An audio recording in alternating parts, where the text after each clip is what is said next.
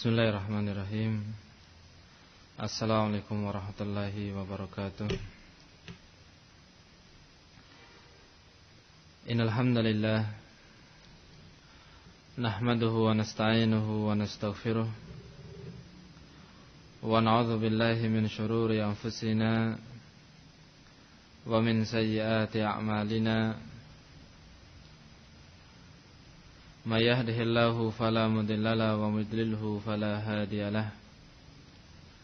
Wa asyhadu an la ilaha illallah wahdahu la syarika lah. Wa asyhadu anna Muhammadan abduhu wa rasuluh. Wa qala Allah ta'ala ya ayyuhalladzina amanu taqullaha haqqa tuqatih wa la tamutunna illa wa antum muslimun. Thumma amma ba'd.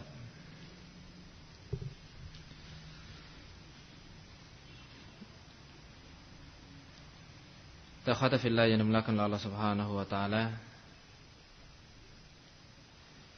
Pada pertemuan yang lalu ataupun pada pembahasan yang lalu telah kita sebutkan manzilatus shalah, kedudukan salat dalam agama Islam ini.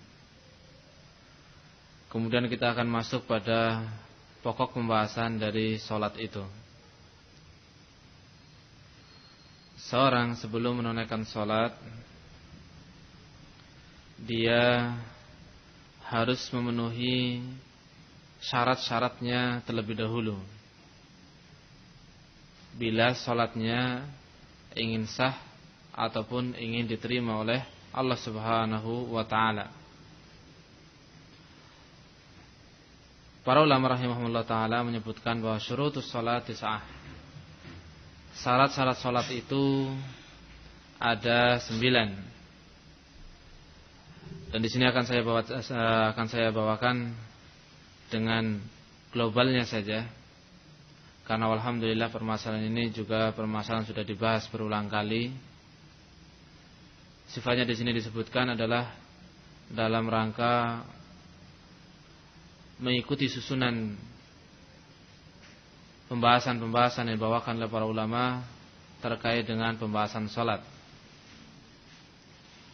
Syurutus sholati sa'atun.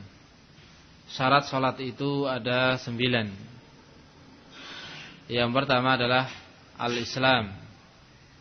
Islam. Bila ingin salatnya dikatakan sebagai salat yang sah ataupun mendapatkan pahala dari Allah Subhanahu wa taala, maka ketika menunaikan salat dia harus muslim, masuk Islam terlebih dahulu. Siapapun yang mengerjakan salat dalam keadaan dia tidak berislam, apakah dia dari kalangan orang kafirnya ataukah dari kalangan musyrikinnya, maka tidak akan sah salat tersebut.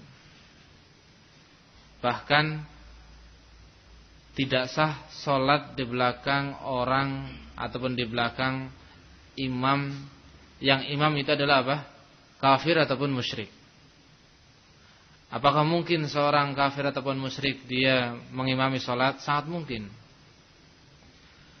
Bisa jadi kekafiran dia dikarenakan mencela Allah Subhanahu wa taala, atau mencela agama Islam, atau mencela Nabi Muhammad SAW.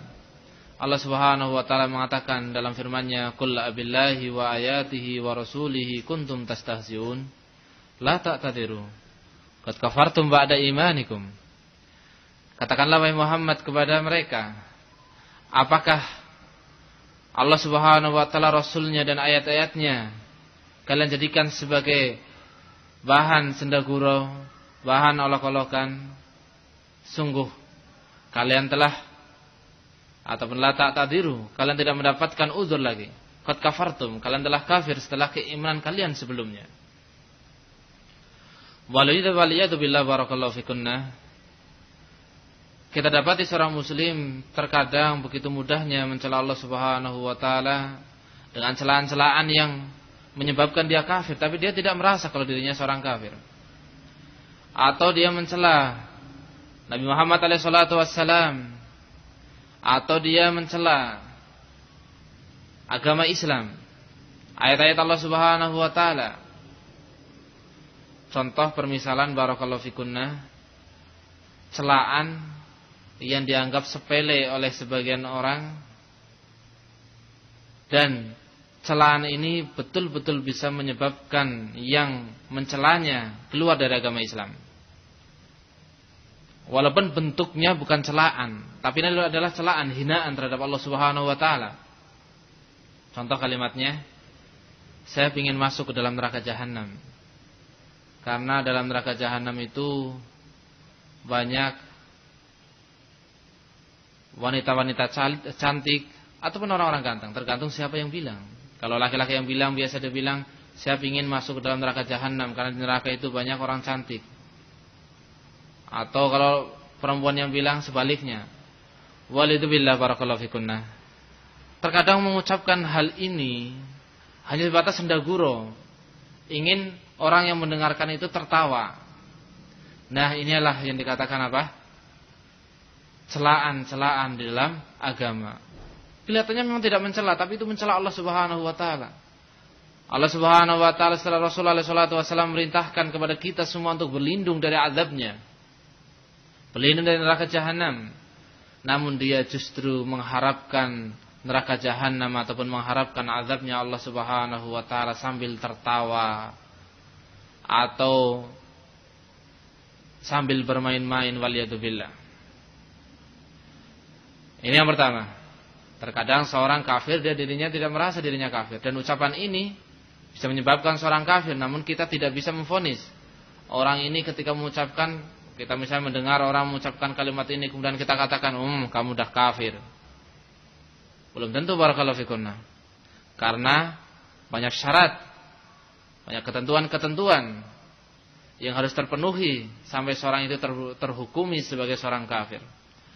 Namun yang perlu kita ingat bahwa ucapan-ucapan seperti itu bisa menyebabkan orang yang mengucapkannya keluar dari agama Islam, waliyadzubillah.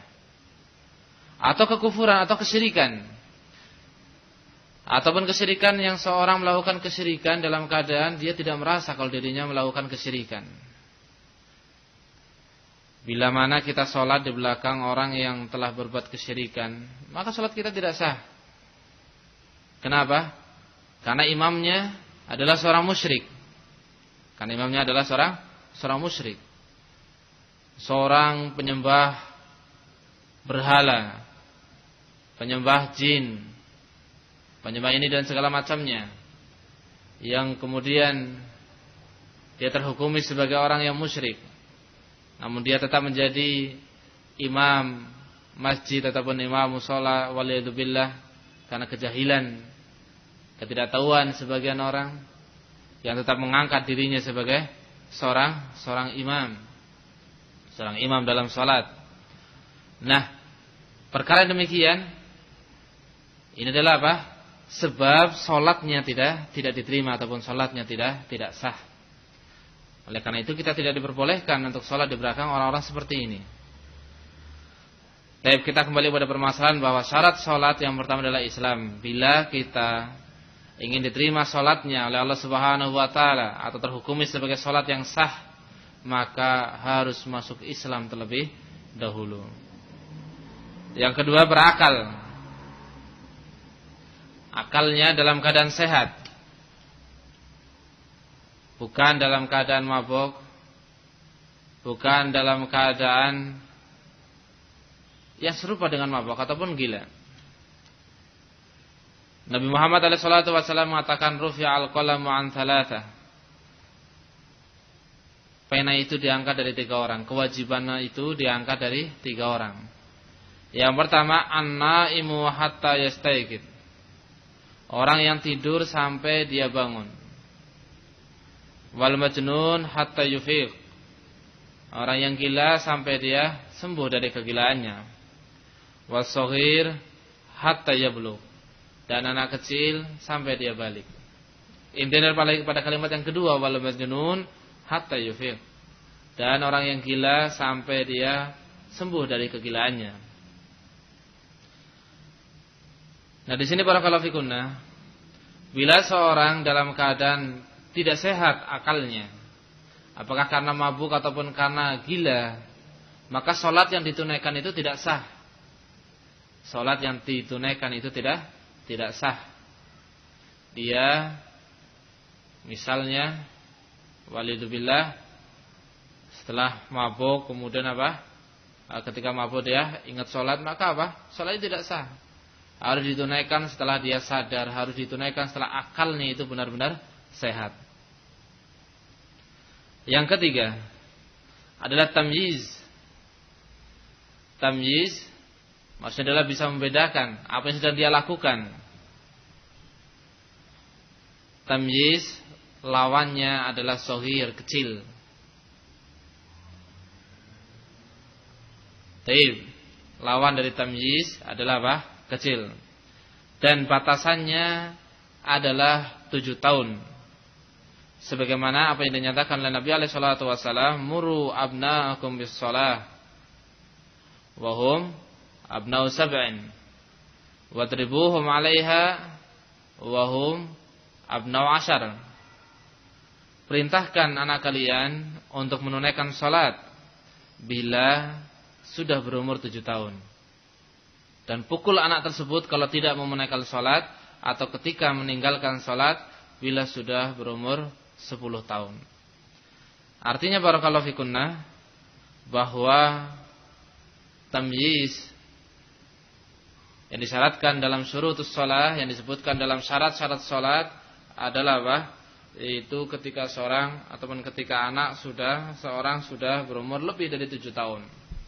Bahkan lebih dari 10 tahun. Kalau sudah 10 tahun kemudian meninggalkan salat, maka boleh bagi orang tua untuk memukulnya dalam rangka mendidik supaya orang anak tersebut disiplin dalam menunaikan salat. Tamyiz bisa membedakan apa yang sedang dia lakukan. Ini sedang salat, ini sedang bermain, ini sedang beribadah pada Allah Subhanahu wa taala, ini sedang bercanda. Baik.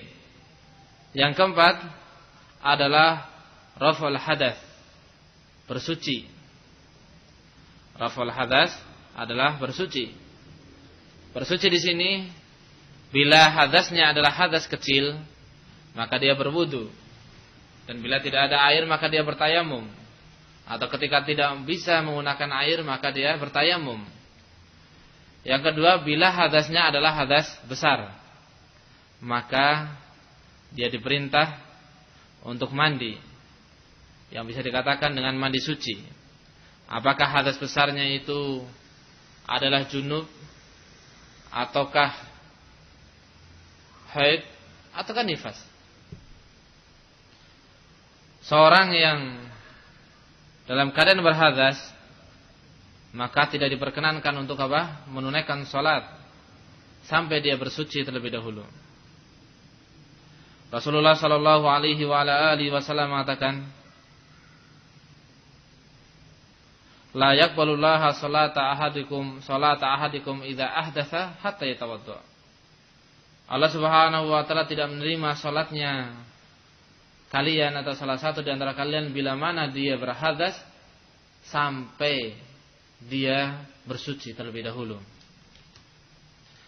Jadi barakallahu fikunna, kalau salat kita ingin sah, ingin diterima oleh Allah Subhanahu wa taala, maka bersucilah. Berwudulah bila itu hadas kecil, dan mandilah bila itu hadas besar.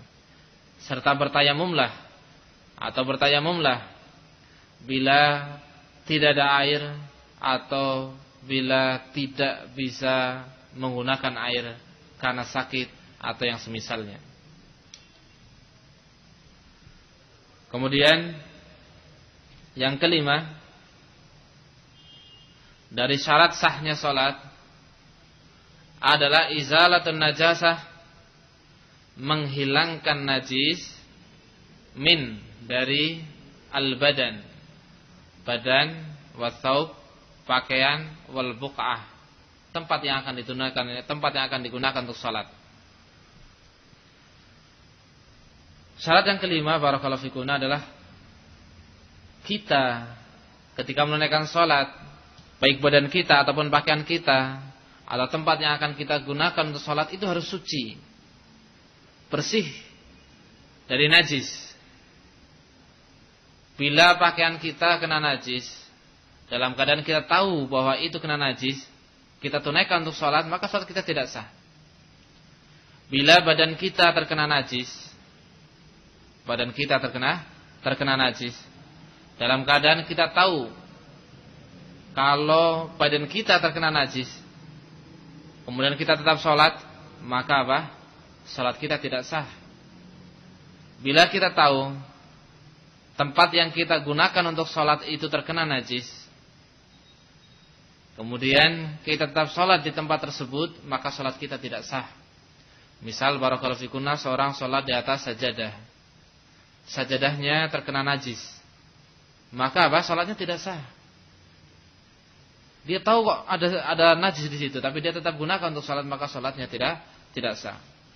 3 tempat yang harus dibersihkan dari najis ketika seorang menunaikan sholat: tempatnya, bukaahnya, pakaiannya, dan yaitu badannya. Tapi apakah memegang najis itu termasuk dari pembatal wudu? La, bukan. Memegang najis bukan termasuk dari pembatal wudu. Namun kalau seorang sholat dalam keadaan terkena najis, dia tidak sah sholatnya. Ini bedanya barakallahu fikunna. Ini bedanya. Seorang misalnya dia menceboki, dia setelah berwudu, seorang ibu misalnya dia telah berwudu, kemudian dia menceboki anaknya, kemudian dia menceboki apa? Anaknya. Tapi pastinya tangan dia kena apa? Kena najis. Tapi apakah wudu dia batal?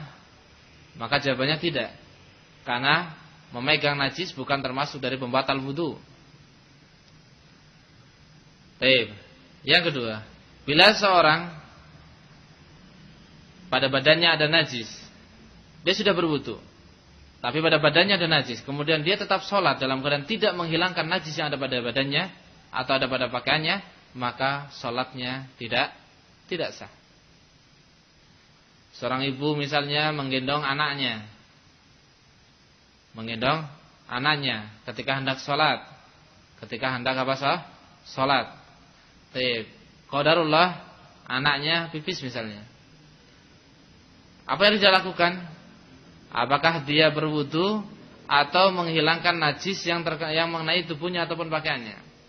Yang dia lakukan adalah dia menghilangkan najis yang mengenai pakaian atau tubuhnya, dan dia tidak diperintah untuk berwudu lagi karena wudunya tidak batal. Kemudian syarat yang keenam adalah sutratul aurah, menutup aurat.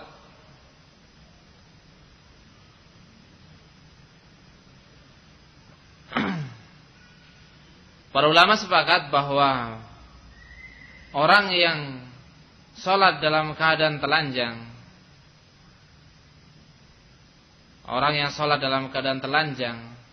maka sholatnya tidak sah. Orang yang sholat dalam keadaan telanjang, maka sholatnya tidak sah. Dengan demikian, wajib bagi seorang yang menunaikan sholat, dia harus menutup auratnya terlebih dahulu. Adapun hurrah, adapun seorang wanita ketika dia menunaikan sholat, maka al-hurratu kulluha aurah illa wajhuha. Seorang wanita seluruh tubuhnya adalah aurat kecuali wajahnya. Dengan demikian, ketika seorang wanita sholat, maka seluruh tubuhnya harus tertutup, dan yang boleh terbuka adalah wajahnya. Namun bila dia sholat di tempat terbuka, misalnya ketika sholat Id, maka dia harus menutup wajahnya, karena di sana ada kaum laki-laki yang bisa melihat dirinya.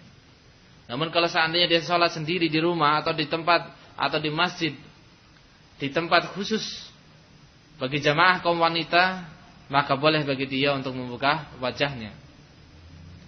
Namun selebihnya dia harus menutupnya. Selebihnya dia harus menutupnya. Baik. Ini terkait dengan apa? Aurat. Terkait dengan syarat yang keenam. Kemudian syarat yang ketujuh adalah dukhulul waqti. Penunaian sholat tersebut sudah masuk waktunya. Seorang ketika menunaikan sholat dalam keadaan waktu sholatnya belum masuk, maka sholatnya tidak sah. Misal kita perhitungan pakai jam supaya lebih memudahkan. Waktu subuh misalnya 4:30, dia sholat subuh jam 4, maka sholat subuhnya tidak sah. Kenapa? Karena belum masuk waktunya. Ini permisalan pakai apa? Jam. Atau sholat duhur waktunya, awal waktunya itu jam 12 misalnya, dia sholat 11:30, atau jam 12 kurang 10 menit misalnya. Walaupun sudah mepet tetapi apa? Belum masuk sholat, belum masuk waktu sholat, maka sholatnya tetap tidak sah. Atau lebih pendek daripada itu. Ini maaf perhitungannya pakai jam supaya apa? Supaya lebih mudahkan untuk memahami. Misal waktu sholat zuhur jam 12. Kemudian dia sholat jam 12 kurang 3 menit. Sudah takbir Allahu Akbar, tetap sholatnya tidak sah. Kenapa? Karena dia mengawali sholatnya di luar waktu sholat. Walaupun misal pada rakaat ketiga dan keempat sudah di waktu zuhur, tapi rakaat pertama dan kedua belum waktu zuhur, maka tetap tidak sah sholatnya. Maka tetap tidak sah sholatnya. Artinya sholat itu harus pada waktunya. Yang paling utama adalah apa? Di awal waktu. Sebagaimana nanti akan kita bahas pembahasan terkait dengan apa hukum sholat di akhir waktu ataupun mengakhirkan sholat sampai pada akhir waktunya. Seorang wanita misal karena tersibukkan dengan kegiatan anaknya ataupun mengurusi anaknya, mengurusi segala macamnya, kemudian menyebabkan dirinya apa? Sholatnya terlambat ataupun diakhirkan. Maka apa hukum sholat yang demikian? Baik. Di sana nanti akan kita bahas pada babnya.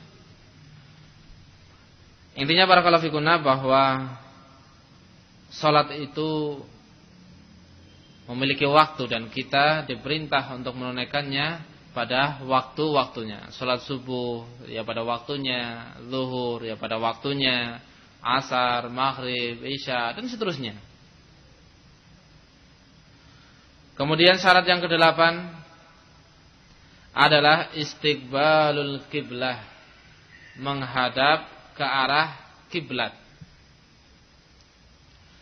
Menghadap ke arah kiblat adalah termasuk dari syarat sahnya salat. Tapi barakallahu fikunna, bila seorang safar misalnya, kemudian dia singgah di rumah kawannya, sahibnya, ataupun saudaranya yang dia belum pernah sholat di tempat itu, kemudian dia bingung, ini kiblatnya mana?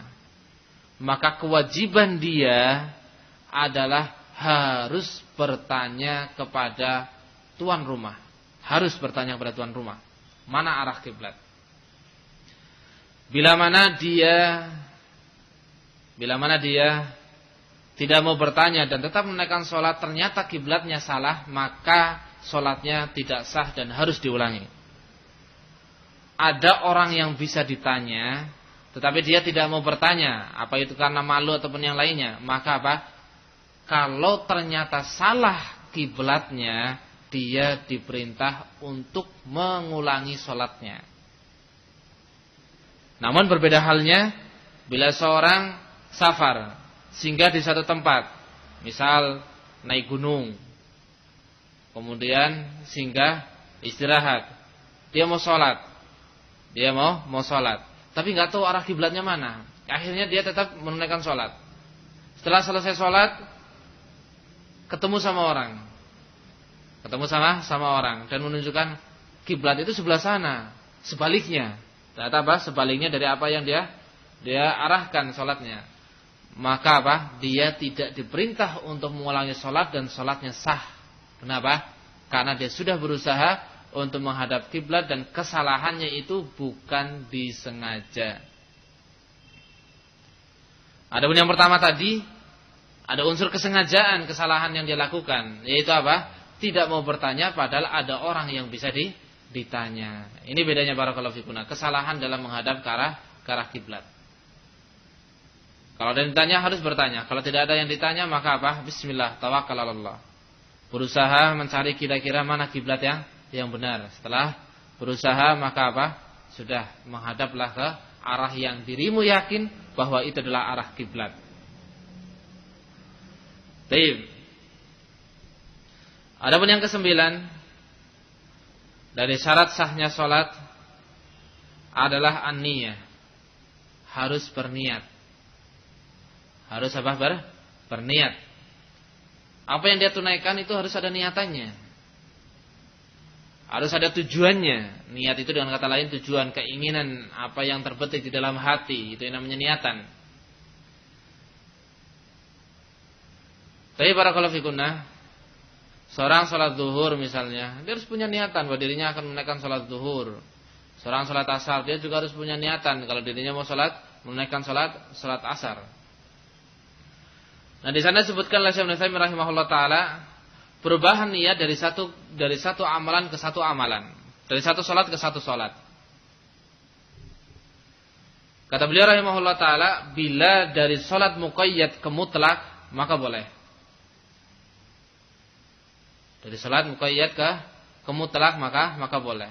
Misal dia sholat di rumah, seorang wanita sholat di rumah, sholat subuh, takbir Allahu Akbar, sholat subuh. Dia ingat, dirinya belum sholat sunnah. Akhirnya dia ganti niatannya menjadi sholat sunnah. Nah, ini muqayyad ke mutlak. Dari sholat yang tertentu menjadi sholat yang umum, maka itu diperbolehkan. Tapi dari muqayyad ke mutlak, dari mutlak ke muqayyad maka tidak diperbolehkan. Contohnya sebaliknya, seorang wanita mau sholat sunnah sebelum sholat subuh, 2 rakaat sholat takbir, anaknya nangis, untuk sholat subuh aja lah. Berganti niatan demikian dari sholat mutlak ke muqayyad, maka ini tidak diperbolehkan, sholatnya tidak sah. Wan niyatu mahalluha qalb, dan niat itu tempatnya adalah dalam hati. Niat itu tempatnya adalah dalam hati.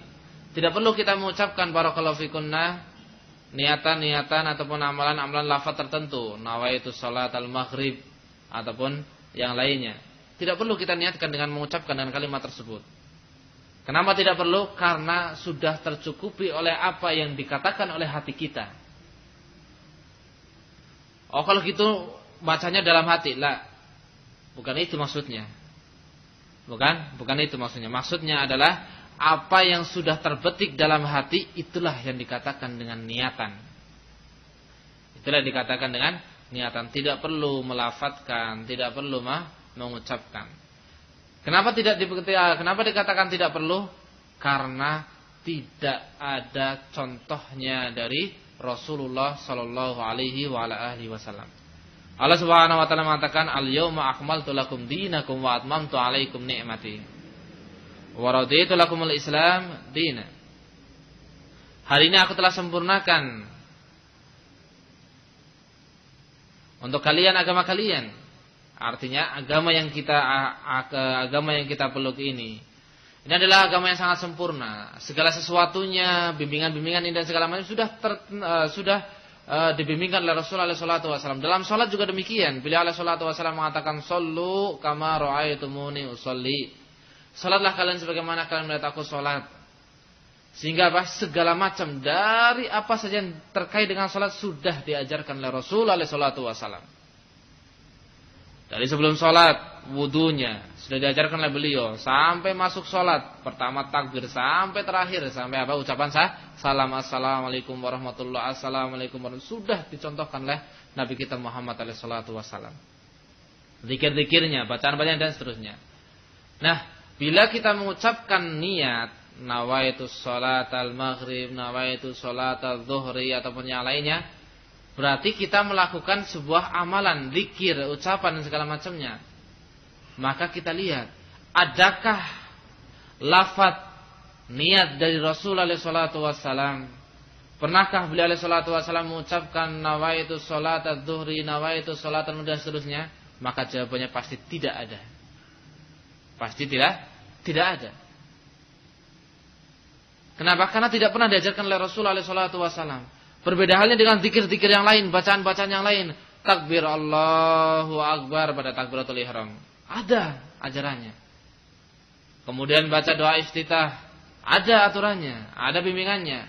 Ketika ruku, subhana rabbiyal azimi, ada bimbingannya. Ketika bangun dari ruku, samiallahu liman hamidah rabbana walakal ham, ada bimbingannya. Bagi seorang imam membaca samiallahu liman hamidah rabbana walakal ham, bagi seorang makmum membaca rabbana walakal ham, semua ada aturannya. Apa yang dibaca di dalam salat itu ada bimbingannya dari Rasulullah sallallahu alaihi wasallam. Sehingga bacaan niatan tadi juga dituntut untuk membuktikan bahwa itu adalah ada bimbingan dari Rasulullah SAW. Kalau tidak ada, maka jangan pernah engkau baca. Jangan pernah engkau baca dalam salatmu. Kenapa? Karena tidak ada bimbingannya dari Rasulullah SAW. Beliau SAW memerintahkan kepada kita, "Shallu kama ra'aitumuni usolli." Salatlah sebagaimana kalian melihat aku salat. Sesuai dengan apa yang dilakukan oleh Rasulullah SAW, itu harus kita lakukan ketika kita menunaikan salat. Baik, barakallahu fikunna. Ini 9 hal yang harus dipenuhi oleh seorang ketika hendak menunaikan salat. Yang pertama, dia masuk Islam terlebih dahulu. Kemudian posisi dia adalah posisi ketika berakal sehat. Kemudian dia juga adalah seorang yang sudah tamyiz, mumayyiz. Apa ini maksud dengan mumayyiz? Telah kita sebutkan, orang yang sudah berumur lebih dari 7 tahun, orang yang sudah berumur lebih dari 10 tahun. Selanjutnya adalah dia telah bersuci ketika menunaikan salat. Kemudian dia membersihkan dirinya, pakaiannya dan tempat yang akan dia gunakan untuk salat dari najis. Setelah itu satrul aurah, menutup aurat. Secara khusus saya bicara di sini adalah seorang wanita, dia harus menutup seluruh tubuhnya dan boleh bagi dia untuk membuka wajahnya ketika dia menunaikan di tempat yang terlindung dari pandangan kaum laki-laki. Namun bila di tempat yang tidak terlindung dari pandangan laki-laki, maka hendaknya dia menutup wajahnya. Al-hurratu kulluha auratun illa wajhuha. Seorang wanita semuanya yang ada pada dirinya adalah aurat kecuali wajahnya. Oleh karena itu harus tertutup seluruh anggota tubuhnya ketika menunaikan salat. Selanjutnya barakallahu fikunna, termasuk dari syarat salat adalah dukhulul waqt, masuknya waktu. Ketika menunaikannya harus sudah di waktu salat. Kemudian menghadap ke arah kiblat. Telah kita sebutkan, ketika seorang tidak tahu arah kiblat, maka ada 2 keadaan. Bila tidak ada yang bisa ditanya, maka salatlah sesuai dengan keyakinan dia mana arah kiblat. Dan kalau seandainya ternyata salah, maka salatnya tetap sah. Yang kedua, bila ada orang yang bisa ditanya, maka kewajiban dia adalah bertanya. Dan kalau seandainya tidak mau bertanya, kemudian dia tetap memaksakan diri untuk salat, ternyata salah arah kiblatnya, dia diperintah untuk mengulangi salat tersebut. Dan yang terakhir adalah an-niyah. Dia harus berniat terlebih dahulu. Tapi ini secara global permasalahan syurutus shalah. Kemudian kita masuk pada arkanus shalah. Rukun salat. Saya ulangi, di sini saya adalah sifatnya membacakan secara global saja karena permasalahan adalah permasalahan yang sudah sering dibahas oleh ustaz-ustaz kita. Karena hanya dalam rangka mengurutkan pembahasan, saya bawakan permasalahan ini. Arkanus shalah arba'ata asyar. Rukun salat itu ada 14. Yang dimaksud dengan rukun salat adalah bila ditinggalkan dengan sengaja atau lupa, maka salatnya tidak sah. Kalau ingatnya setelah salam, dia harus mengulangi salatnya. Kalau ingatnya sebelum salam, dia harus menambah rakaatnya. Saya ulangi. Jadi maksud dengan rukun salat adalah amalan-amalan yang bila ditinggal dengan sengaja atau lupa, maka salatnya tidak sah.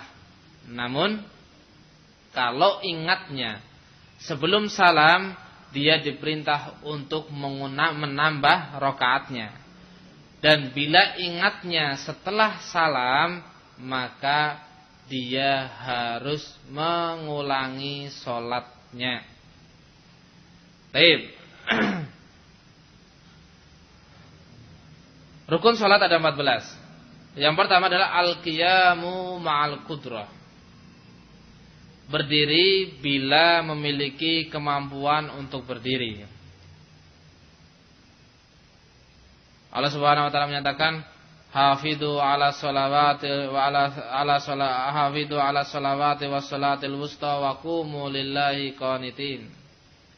Intinya adalah kalimat wa qumu lillah, dan berdirilah untuk Allah Subhanahu wa taala. Para ulama mengatakan dengan ayat ini menunjukkan bahwa salat ataupun berdiri dalam salat ini hukumnya rukun. Namun dengan tanda kutip, salat fardu. Salat wajiblah yang harus ditunaikan dengan berdiri.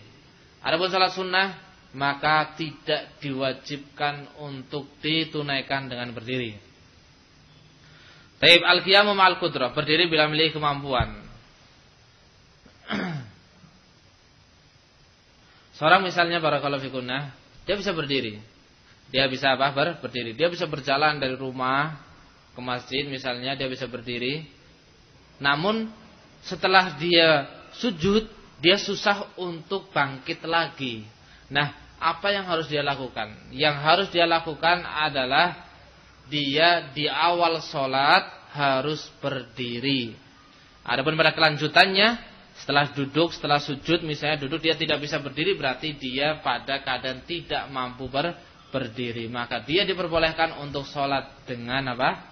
Duduk. Selanjutnya dia boleh tunaikan dengan sujud. Orang gemuk misalnya, sakit kakinya ataupun yang lainnya, susah untuk berdiri lagi setelah duduk. Dan kalau seandainya berdiri akan mengganggu orang-orang lain yang berada di sebelahnya. Mengganggu orang-orang yang ada berada di sebelahnya. Tapi namun dia bisa berjalan dari rumah. Dia bisa berdiri di awalnya. Tapi kalau sudah duduk lagi karena kakinya sakit dan semisalnya, dia sangat susah untuk berdirinya. Maka apa? Awal sholat dia harus berdiri. Kelanjutannya dia boleh menunaikannya dengan duduk. Apa dalilnya? Dalilnya adalah apa yang diperintahkan oleh Rasulullah sallallahu alaihi wasallam, "Shallu qa'iman fa in lam tastati' fa qa'idan." Salatlah kalian dengan berdiri. Kalau tidak mampu maka salatlah dengan duduk. Berdiri dia lakukan. Setelah berdiri dia duduk. Setelah dia duduk untuk berdiri lagi dia tidak mampu, maka apa? Kalau tidak mampu fa qa'idan, maka lanjutkan duduknya. Tidak perlu untuk apa? Berdiri kembali. Al-qiyamu ma'al qudrah, berdiri bila memiliki kemampuan. Baik, ini yang pertama. Ini yang pertama. Bisa berdiri, bisa pergi, bisa ini, kok sholatnya duduk, sholat wajibnya duduk. Lah, enggak sah sholatnya. Oh, lupa ini. Lupa. Kalau lupa tinggal dilihat. Kalau lupa tinggal dilihat. Kapan dia ingatnya? Kalau dia ingatnya setelah salam, maka dia ulangi sholatnya. Kalau dia ingatnya sebelum salam, maka dia tambah rakaatnya. Berapa jumlah rakaat yang dia tunaikan dengan duduk? 1 rakaat, dia tambah 1 rakaat. Demikian adanya barakallahu fikum. Namun kalau ditinggalkan dengan sengaja, maka tidak. Dia tetap batal sholatnya. Namun kalau ditinggalkan karena lupa, maka keadaannya demikian. Keadaannya dia boleh untuk menambah rakaatnya kalau ingatnya sebelum salam. Tapi kalau meninggalkannya karena sengaja, dia harus mengawali dari awal kembali. Wallahu alam bissawab. Yang kedua dari rukun salat adalah takbiratul ihram. Takbir yang digunakan untuk pembuka salat. Awal kali dia takbir dalam salat. Beliau alaihi salatu wasallam mengatakan tahrimuhat takbir wa tahliluhat taslim. Yang mengharamkan untuk seorang melakukan ini dan itu setelah dalam sholat adalah takbir. Kalau sudah takbir Allahu Akbar, maka dia sudah tidak diperbolehkan lagi untuk melakukan hal-hal di luar amalan sholat. Namanya takbiratul ihram. Nah, takbiratul ihram barakallahu fikum tidak boleh salah. Harus pas Allahu Akbar. Para ulama rahimahumullah ta'ala menyebutkan 2 kesalahan yang ada pada takbiratul ihram yang menyebabkan sholatnya tidak sah. Yang pertama adalah ketika memanjangkan kata A pada kata Allah. Allahu Akbar. Sholatnya tidak sah. Kenapa? Karena dia tidak takbir. Dalam bahasa Arab ketika dipanjangkan A-nya ini bermakna istifham. Sehingga artinya Allahu Akbar artinya adalah apakah Allah Maha Besar? Loh, disuruh mengagungkan kok malah bertanya. Allahu Akbar, Allah Maha Besar, bukan tanya apakah Allah Maha Besar. Kesalahan yang kedua adalah memanjangkan huruf ba pada kata akbar. Allahu Akbar. Ini barakallahu fikuna, kalau kesalahannya ada pada takbiratul ihram, maka salatnya tidak sah. Salatnya tidak sah. Harus mengulangi dari awal. Harus mengulangi dari awal. Takbiratul ihram. Pastinya ketika seorang salat sendiri ataupun salat berjamaah mengawali ataupun sholatnya bareng dengan takbirnya imam, dengan yakni maksudnya dia ikut dari awal, maka apa? Pas takbirnya. Imam takbir Allahu Akbar, maka dia takbir Allahu Akbar. Nah, bagaimanakah keadaan dengan seorang makmum yang masbuk, yang terlambat, mendapati jamaah dalam keadaan ruku ataupun sujud ataupun yang selainnya? Apa yang harus dia lakukan? Yang harus dia lakukan, ingat, yang pertama dia takbir adalah takbiratul ihram, bukan takbir untuk ruku. Bukan takbir untuk ruku. Dia harus niatkan Allahu Akbar takbiratul ihram. Setelah itu baru dia boleh melakukan 2 hal. Hal yang pertama, dia boleh takbir lagi untuk ruku, Allahu Akbar, takbir 2 kali. Yang kedua, dia boleh langsung untuk ruku tanpa takbir. Ingat, harus niatannya adalah takbiratul ihram, bukan takbir untuk ruku ataupun sujud ataupun yang semisalnya. Seperti saya contohkan tadi. Seorang makmum dia mau sholat berjamaah, ternyata mendapati jamaah sudah ruku. Dia bergegas masuk ke jamaah takbir Allahu Akbar. Ingat, apa niatan takbir dia tadi? Niatannya takbir untuk ruku, enggak sah sholatnya. Kenapa? Karena dia belum takbiratul ihram. Terus gimana caranya? Dia takbir pertama Allahu Akbar adalah takbiratul ihram. Setelah itu yang dia lakukan boleh 2 hal. Pilih salah satu dari 2 hal. Yang pertama, dia langsung ruku, Allahu Akbar, dia ruku, tapi takbirnya takbiratul ihram. Yang kedua, Allahu Akbar, setelah takbiratul ihram dia takbir lagi Allahu Akbar, dia ruku. Demikian adanya barakallahu fikunna. Ini terkait dengan permasalahan takbiratul ihram. Adapun permasalahan selanjutnya insyaallah kita akan bahas pada pembahasan selanjutnya ataupun pada pertemuan selanjutnya. Wallahu a'lam bishawab. Kita cukupkan sampai di sini. Naktafi bihadzal qadar. Subhanakallahumma bihamdik asyhadu an la ilaha illa anta astaghfiruka wa atubu ilaik. Tafadhalna barakallahu fikunna.